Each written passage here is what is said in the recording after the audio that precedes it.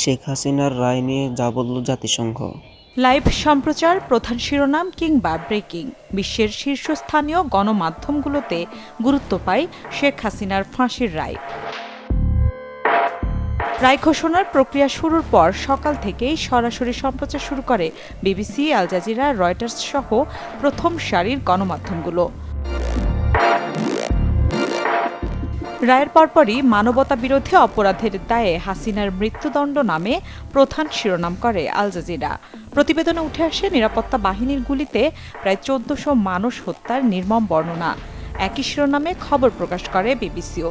এ রায়ের ফলে হাসিনাকে প্রত্যর্পণের জন্য ভারত চাপের মুখে পড়বে বলে প্রতিবেদনে জানানো হয়। শিক্ষার্থীদের ওপর নির্যাতনের দায়ে ক্ষমতাচ্যুত প্রধানমন্ত্রী হাসিনার মৃত্যুদণ্ড শিরোনাম করে বার্তা সংস্থা রয়টার্স। কয়েক দশকের মধ্যে বাংলাদেশে সাবেক কোনো প্রধানমন্ত্রীর বিরুদ্ধে এটি সবচেয়ে নাটকীয় পদক্ষেপ বলে জানায় গণমাধ্যমটি। আইন শৃঙ্খলা পরিস্থিতি সহ হাসিনার রায়ের খবর ফলাও করে প্রকাশ করেছে ভারতীয় গণমাধ্যমগুলো। এনডিটিভির শীর্ষ খবরগুলোই ছিল হাসিনার রায় ঘিরে। সরাসরি আপডেট দিতে থাকে the Hindu, Hindustan Times, Times of ইন্ডিয়াও। তবে এই রায়কে মিথ্যা বানোয়াট বলে তা প্রত্যাখ্যান করেছেন শেখ হাসিনা। ঘনিষ্ঠজনদের বরাত দিয়ে এমন খবর প্রকাশ করেছে CNN নিউজ 18। শেখ হাসিনার রায় প্রত্যাখ্যানের বিবৃতি প্রকাশ করেছে রয়টার্সও।